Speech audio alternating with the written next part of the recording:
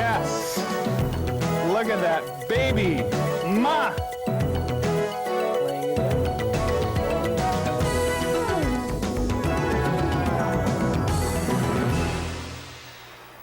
Hi, I'm Kelly Watt. Welcome to another edition of Hooked on Fly Tying. I'm Jim Watt. Fly fishing in saltwater is growing rapidly in popularity. So too the desire to tie some of the saltwater fly patterns you use.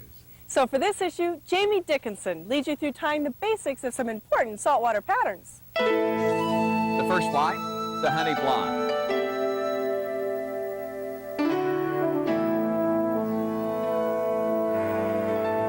Greetings. Welcome to the world of saltwater fly tying. We're going to start out today tying some very simple flies and explaining the materials that you would use in saltwater fly tying versus what you would normally use in freshwater fly tying for trout flies and that sort of stuff. The fly we're first going to tie here is called a Brooks Blonde, and it shows up in this book here, which is a very good reference. It's by Dick Stewart and Pharaoh Allen. It doesn't give you so much techniques, which is what we're going to cover, but it gives you recipes. We're going to start today with a large hook. This is a 3/0 hook.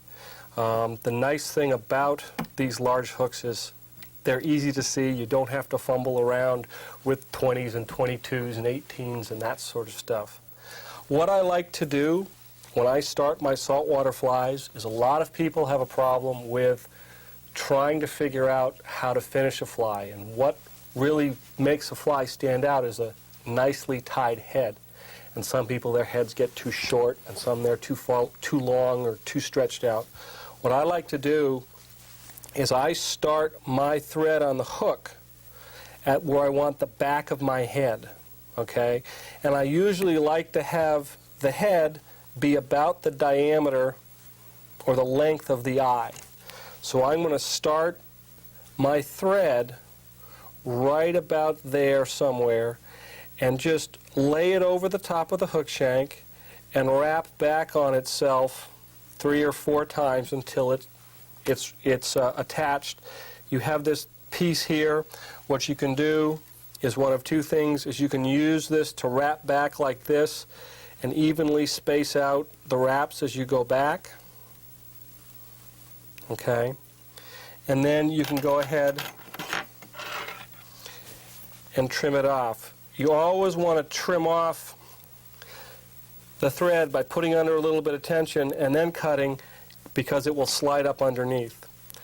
Where you start this fly is at the back of the hook shank, where the thread is just slightly behind the point but not all the way to the barb.